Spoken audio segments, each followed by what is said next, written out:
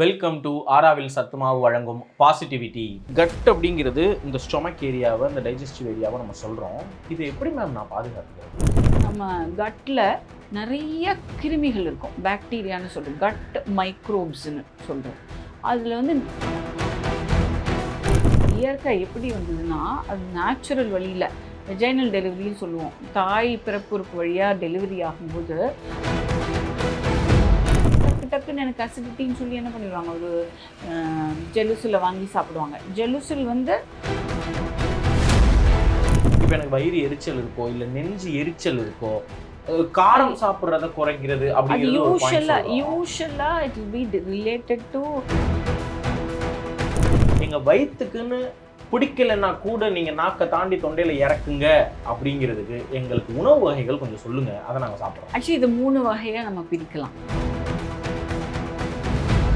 ப்ரோபயோட்டிக்ஸ்னு என்னென்னு பார்த்தீங்கன்னா, நமக்கு ஃபர்மெண்டட் ஃபுட்டுன்னு சொல்கிறது. நம்ம ஃபேமஸ் பழைய சாதம். நம்ம பழைய சாதம் வந்து கட் ஃபீலிங் ஏன் சொல்கிறோம்? கட் ஃபீலிங்கே நம்ம liver feeling, pancreas feeling, spleen feeling, bone ஃபீலிங்னு சொல்லலையே, கட் ஃபீலிங் தானே சொல்கிறோம்.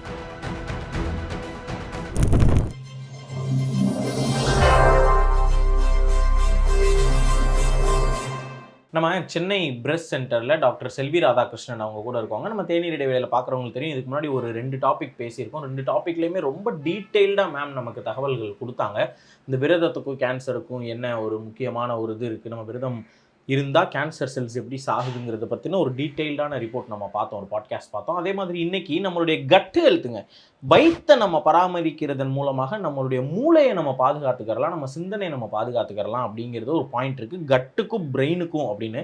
இதுக்கு பேர் ஏன் கட்டு? நம்ம அந்த கட் ஃபீலிங் சொல்லுது, கட்ஸ் இருந்தால் வாடா பார்த்துக்கிறலாம் இப்படிலாம் சொல்கிறோம்ல. அப்போ கட்டுங்கிறது வயிற்றினுடைய ஒரு சிஸ்டம் பேர். அதை எப்படி நம்ம அந்த வீரத்து கூட, கட்ஸு கூட, கட் ஃபீலிங் கூடலாம் அசோசியேட் பண்ணுறோம்?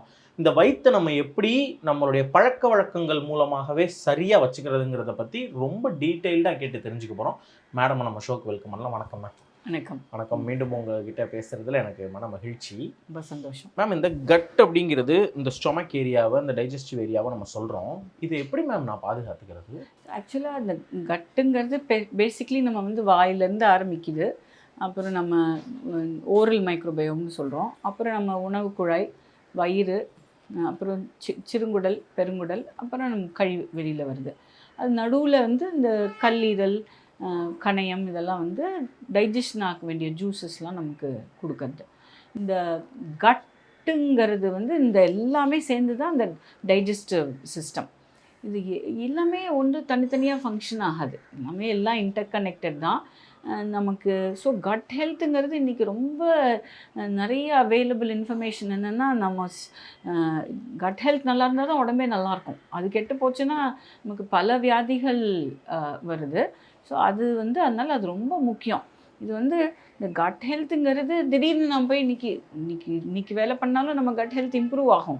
பட் அது எங்கே இருந்து நம்ம அதை பாதுகாக்கணும் அப்படின்னு பார்த்திங்கன்னா, இயற்கை வந்து ஒரு அழகான ஒரு மெத்தடில் அந்த கட்டு ஹெல்த் எப்படிங்கிறத கொண்டுட்டு வருது. இப்போ கட்டுக்குள்ளார என்ன இருக்கும், இப்போ நம்ம சாப்பிட்ற உணவு வயிற்றுக்குள்ளே போகுது, அது வந்து பிரேக் டவுன் ஆகி இப்போ புரதம், மாவுச்சத்து, ஃபேட்டு, கொழுப்புன்னு பிரிஞ்சு, வைட்டமின்ஸுன்னு பிரிஞ்சு நம்ம ஒரு தேவைக்கு தகுந்தது அப்சார்ப் பண்ணிக்கிறோம். அப்புறம் சிறுங்குடலில் அந்த வேலையெல்லாம் நடக்குது. அப்புறம் கழிவாக நமக்கு பெருங்குடல்லேருந்து அப்புறம் வெளியில் வருது.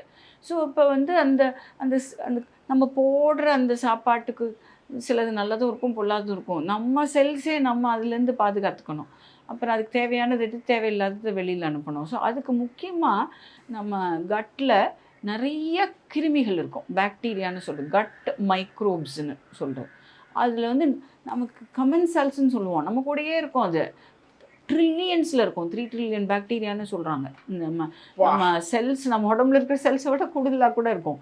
அத்தனை பாக்டீரியா நம்ம உடம்பில் இருக்கக்கூடிய குடலில் இருக்குது. பெருங்குடலில் தான் பெரும்பாலும். அது மாதிரி நம்ம அந்த கட்டில் வந்து சில பேடு பாக்டீரியா ஓவர் க்ரோத் ஆனால் தான் நமக்கு நிறையா பிரச்சனை. அதே மாதிரி சிறுங்குடலில் பெருசாக அவ்வளோவா, சிறுங்குடல்லையும் சரி வயிறுலையும் சரி பெருசாக அவ்வளோவா பாக்டீரியா இருக்கக்கூடாது. வயிறில் ஒரு ஆசிட் இருக்கும், ஹைட்ரோக்ளோரிக் ஆசிட்னு, நம்ம ஸ்டொமக்கில். அந்த ஆசிட் வந்து பாக்டீரியா வரவிடாது. அதே மாதிரி சிறுங்குடல்லையும் அதிகமாக பாக்டீரியா இருக்கக்கூடாது, பட் பெருங்குடலில் நிறையா இருக்கும். இதில் இந்த இந்த இந்த டைப் ஆஃப் பாக்டீரியா மாறி போனாலும் சரி, குவான்டிட்டி ரேஷியோ மாறி போனாலும் சரி, நமக்கு ப்ராப்ளம்ஸ் உண்டாகுது. இயற்கை எப்படி இது நம்ம உடம்புல ஒரு குழந்தை வயிற்றுக்குள்ளே இருக்குது, அந்த குழந்தை வயிற்றுக்குள்ளே இருக்க வரைக்கும் அதுக்கு எக்ஸ்போஷரே கிடையாது இல்லை, அது யூட்ரஸ்குள்ளே ஸ்டெரைலாக அழகாக உள்ளே உட்காண்ட்ருக்கு. அப்போ வெளியில் வந்த உடனே தான் அதுக்கு இந்த கட் பாக்டீரியாலாம் பாப்புலேட் ஆகுது.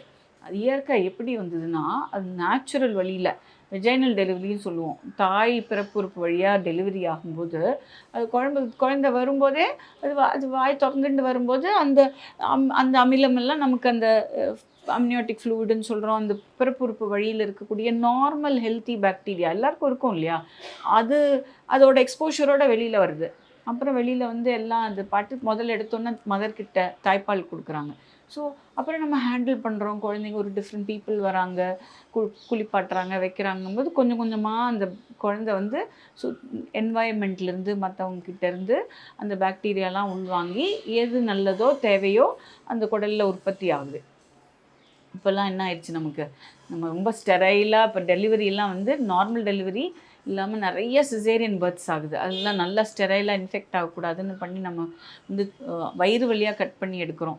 அப்புறம் சிசேரியன் பேபிஸ் நார்மலாக உடனே தாய்ப்பால் குடிக்கவும் வராது, கொஞ்சம் எப்படியும் ஒரு மதர் ரெக்கவர் ஆகிட்டு வரும்போது கொஞ்சம் டிலே ஆகுது, இதெல்லாமும் லேட் ஆகுது. ரெண்டாவது நம்ம எல்லாம் பயந்துக்கிறோம், பாட்டில் பால் கொடுக்கும்போது நிறைய இன்ஃபெக்ஷன் ஆகிறதுக்கு வாய்ப்பு இருக்குது, நல்லா ஸ்டெரைலாக வச்சுருக்கணும்.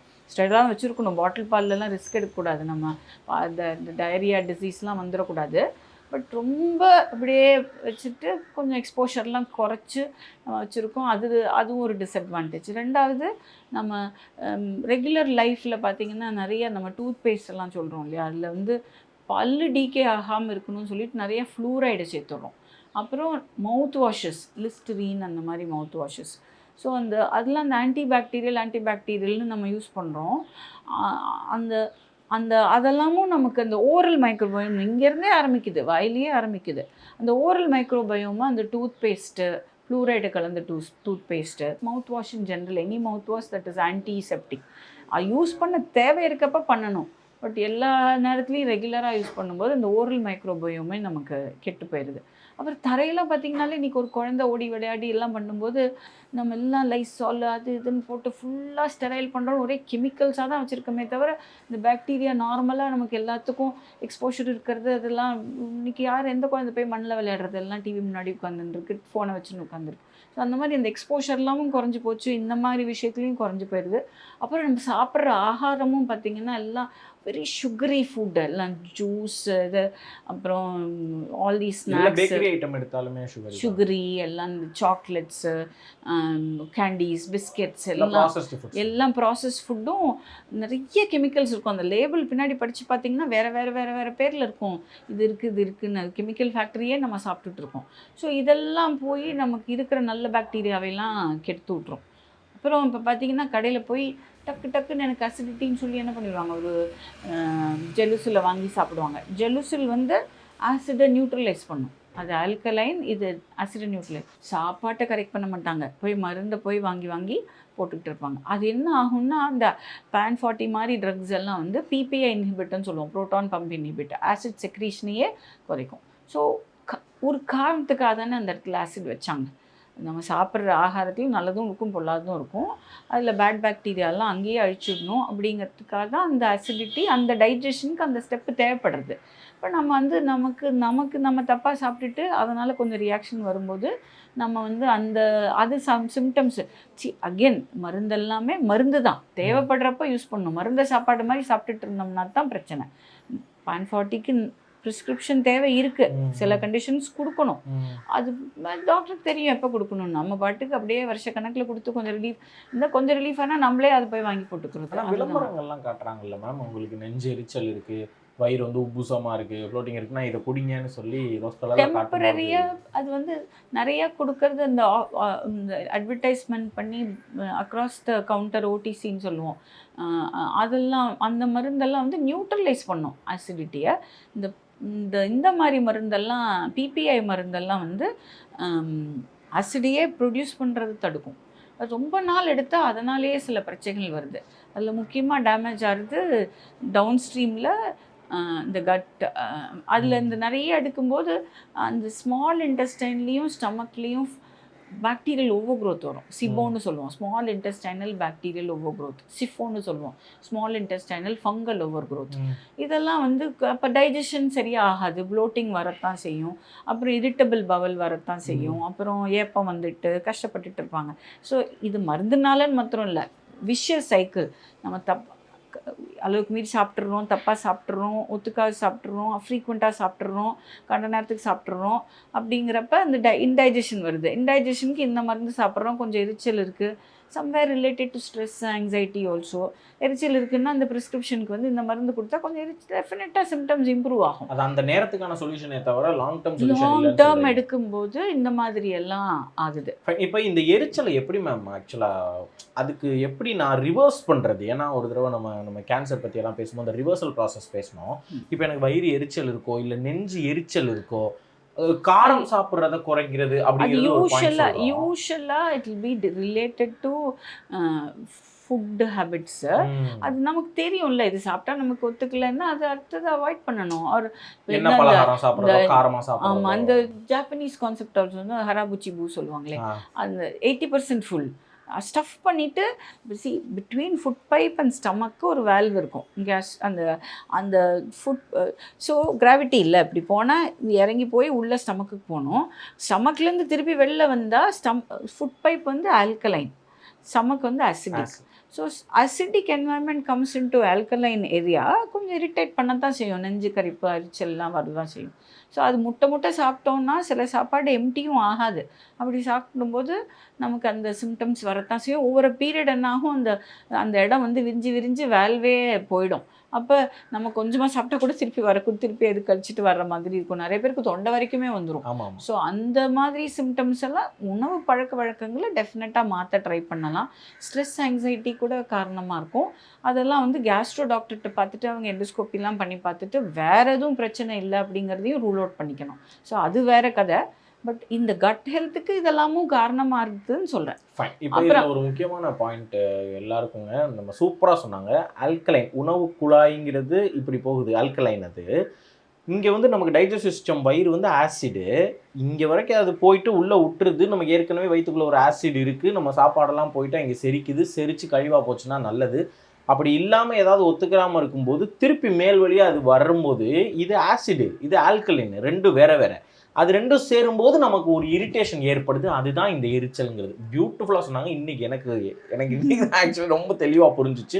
இது எல்லாருக்கும் புரிஞ்சிருக்குன்னு நினைக்கிறேன். மேம் இப்போ எனக்கு இதில் இந்த ஃபுட்டு நம்ம சொல்கிறோம். எனக்கு இந்த கட் ஹெல்த்துக்கும் வயிறு ரொம்ப நேசிக்கக்கூடிய உணவுகள் என்னென்ன உணவு அப்படிங்கிறது எனக்கு கொஞ்சம், ஏன்னா சாப்பிடக்கூடாதது எங்கள் எல்லாருக்குமே தெரியும். நாங்கள் வந்து நாக்குக்காக தான் சாப்பிட்றோம், வயிற்றுக்காக சாப்பிட்றது நாங்கள் ஒத்துக்கிறோம்.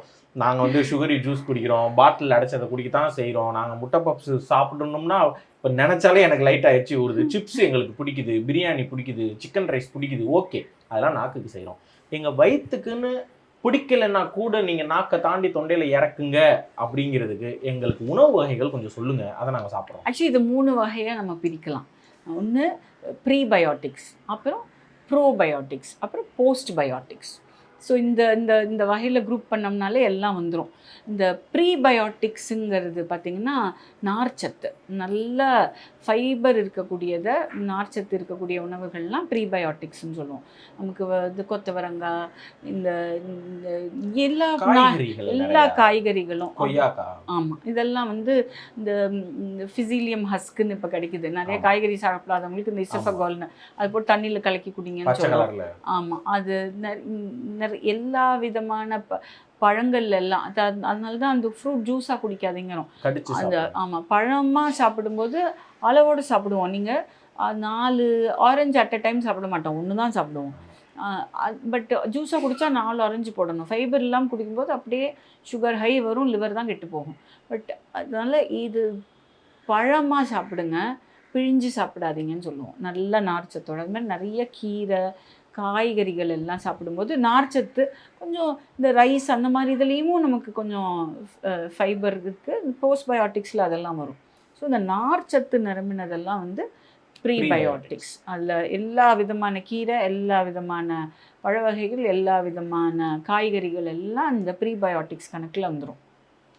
ப்ரோபயோட்டிக்ஸ்னு என்னென்னு பார்த்தீங்கன்னா, நமக்கு ஃபர்மெண்டட் ஃபுட்டுன்னு சொல்கிறது. நம்ம ஃபேமஸ் பழைய சாதம். நம்ம பழைய சாதம் வந்து நம்ம ஊரில் மாத்திரம் இல்லை, அக்ராஸ் த கண்ட்ரி நீங்கள் எந்த ஸ்டேட்டுக்கு போனால் கூட இதுக்கு ஒரு அவங்க ஊருக்கு ஒரு பேர் வச்சுருப்பாங்க. இது அந்த பழைய சாதம், மோர், தயிர், அப்புறம் நம்ம இது ஊறுகாயில் சில வகைகள். நம்ம ஊறுகாயை வந்து எண்ணெயில் போட்டு கொதிக்க வச்சா நல்ல பாக்டீரியா அதில் வராது, சூட்டுக்கு வராது.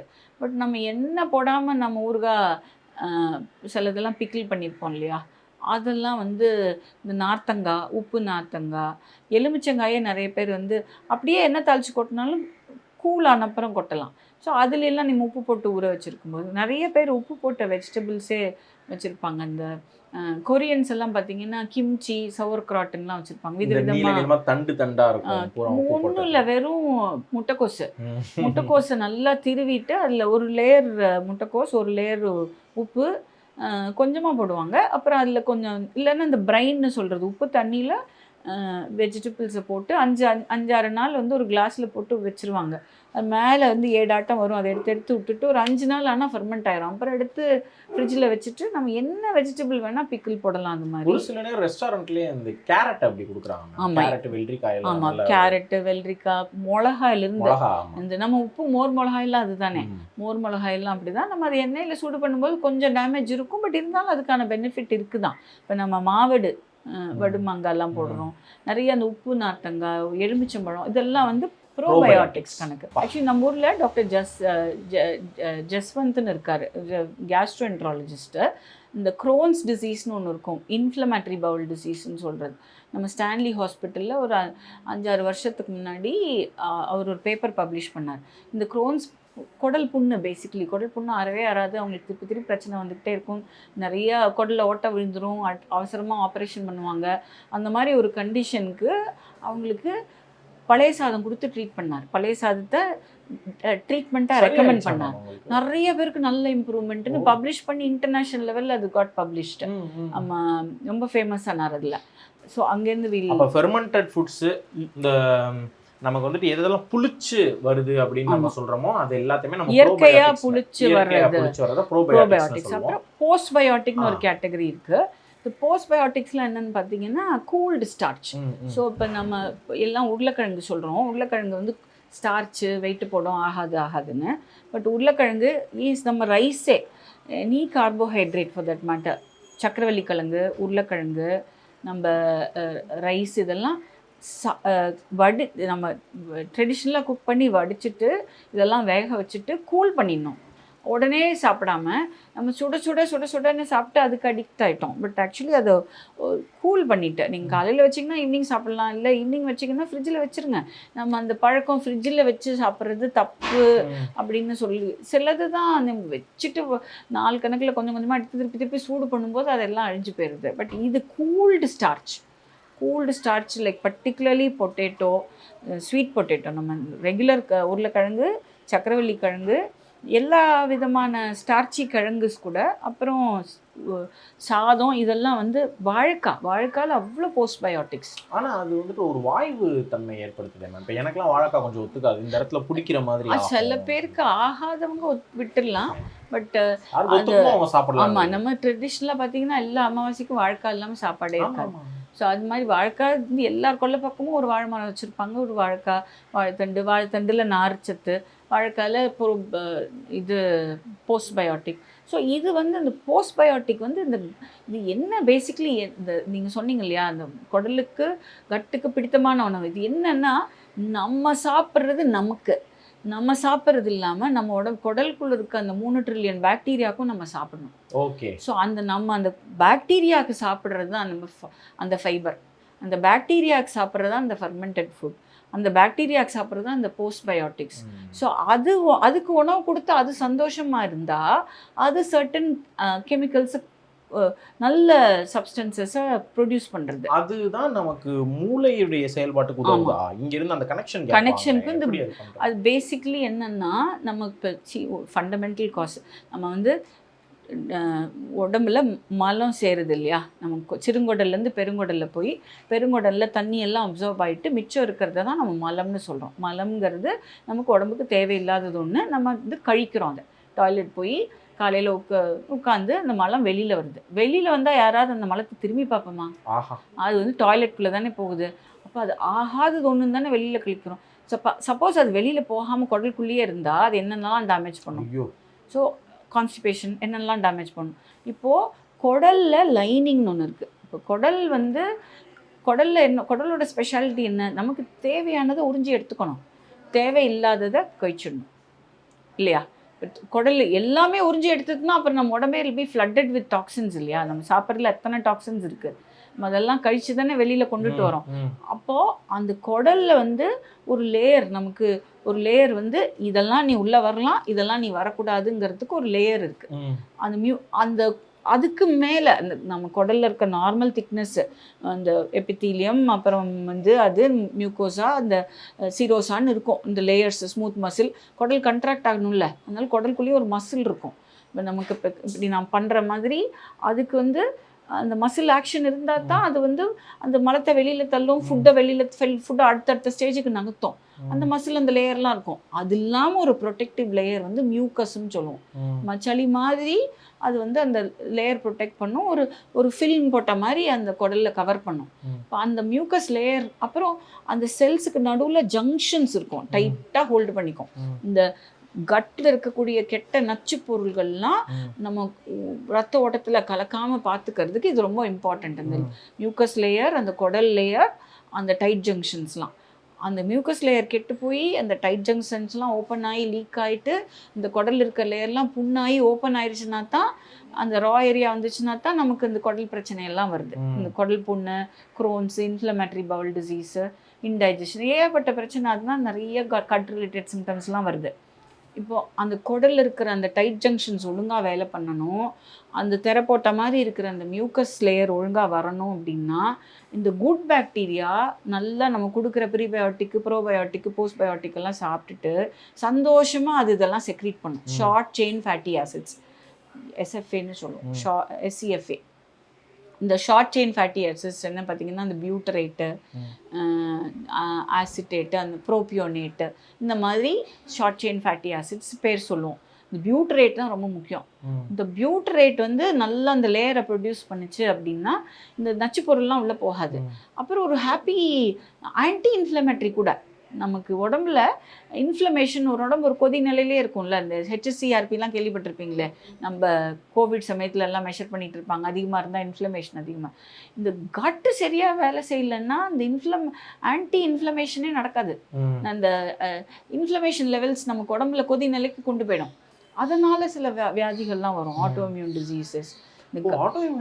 எல்லாம் கனெக்ஷன், அதாவது கனெக்ஷன் வந்துடும். நம்ம ஆட்டோ இம்யூன் டிசீஸ்னாங்க இந்த முடக்குவாதம் மாதிரி, இந்த ருமட்டாய்டு ஆர்த்ரைட்டிஸ் மாதிரி தன்னுயிர் தாக்குதல் நோயா மேம்? அது ஆட்டோ இம்யூன், நம்ம இம்யூன் சிஸ்டம் நம்மளே சப்ரஸ் பண்ணி நம்மளே அழிச்சு நம்மளுடைய செல்ஸ் அதுவே அழிக்கும், வெளியில இருந்து எதுவும் வர தேவையில்லை அப்படிங்கிற மாதிரி. அதாவது இம்யூன் செல்ஸ் வந்து ஃபாரின் திங்ஸ் நமக்கு ஆகாததை ரெக்கக்னைஸ் பண்ணி அழிக்கிறதுக்கு தான் நம்ம உடம்புல இம்யூனிட்டி.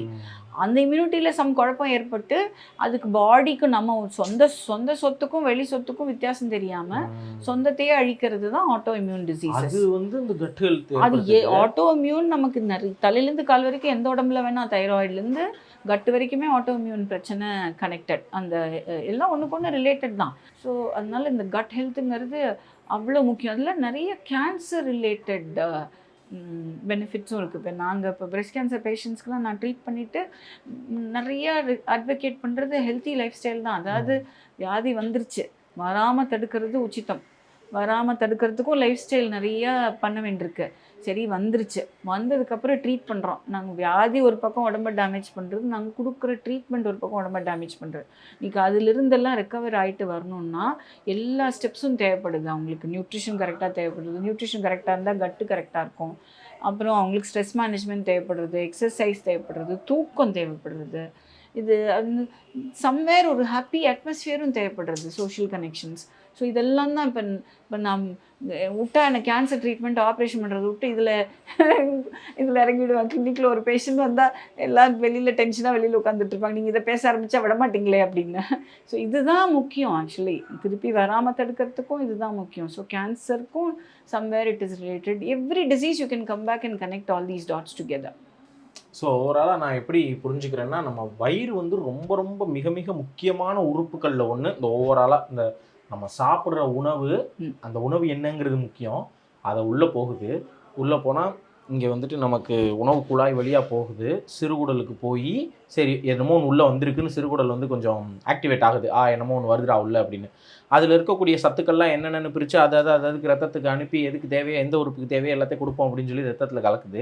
அதுக்கப்புறம் அதுக்கு தேவையில்லாத கழிவு என்ன இருக்கோ அதை பெருங்குடலுக்கு அனுப்புது. பெருங்குடல் வந்து அதை மலமாக வந்து இது பண்ணிடுது. சிறுநீரகம் வந்து சிறுநீராக அதை வெளியேற்றிடுது. இதெல்லாம் நடந்துருது. இது கரெக்டாக நமக்கு நல்லபடியாக நடந்துருச்சுன்னா தப்பிச்சோம், ஒன்றும் பிரச்சனை இல்லை.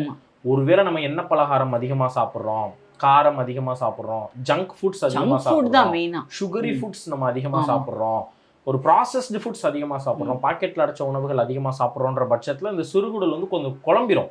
ஏன்னா அதுக்கு சத்தே இல்லை, அனுப்புறதுக்கு எதுவுமே தேவையில்லாதது. அப்போ பெருங்குடலில் போய் நிறைய சேர்க்க ஒரு சில நேரம் மலம் கழுங்கியும், ஒரு சில நேரம் ஃபைபர் நார்ச்சத்து இல்லைன்னா கழியாமல் கூட உள்ள இருக்கும். ஆமாம், கான்ஸ்டிபேஷனுக்கு மெயின் ஃபேக்டர் என்னன்னா இந்த ப்ராசஸ் ஃபுட்டில் ஃபைபரே இருக்காது, நார்ச்சத்தே இல்லாமல்.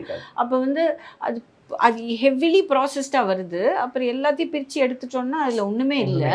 அப்போ கொஞ்சம் கொஞ்சமாக பெல்லட்டுன்னு சொல்லுவோம். அது அவங்க டாய்லெட் போனால் பெல்லட்டு மாதிரி இப்போ இந்த சின்ன சின்ன துண்டு துண்டாக வரும். அப்புறம் வரத்துக்கும் கஷ்டப்படுவாங்க. ஃபிஷர் வரும், ஃபிஸ்டுலா வரும், பேட் ஸ்மெல்லு, ஓரல் ஸ்மெல், எல்லாமே கனெக்டட். இப்போ ப்ரீபயாட்டிக்ஸ்னால் நமக்கு வந்துட்டு ஃபைபர் இருக்கிற உணவு. அதே இது ப்ரோபயாட்டிக்ஸ்னால் ஃபர்மெண்டட் ஃபுட்டு, தயிர், மோர், நீங்கள் சொன்ன மாதிரி ஒரு சில ஊறுகாய், இந்த எண்ணெயில் போட்டு பொரிக்காத மாதிரியான ஊறுகாய், இந்த மாதிரியான விஷயம். போஸ்ட் பயாட்டிக்ஸுங்கிறது இந்த வாழைக்காய், இந்த மாதிரியான ஐட்டங்கள், இதையெல்லாமும் நம்ம சாப்பிட்டுக்கிட்டோம்னா கட்டுக்குள்ளே ஒரு 3 ட்ரில்லியன் வந்துட்டு பாக்டீரியா இருக்குது. அதுக்காகவும் சேர்த்து நம்ம சாப்பிட்டுக்கிட்டா அது நம்ம மூளையையும் பார்த்துக்கிறோம், ஆட்டோஇம்யூன் டிசீஸ் வராமல் பார்த்துக்கிறோம், உங்கள் எல்லாத்தையும் பார்த்துக்கிறோம். Mind health, emotional health, happy.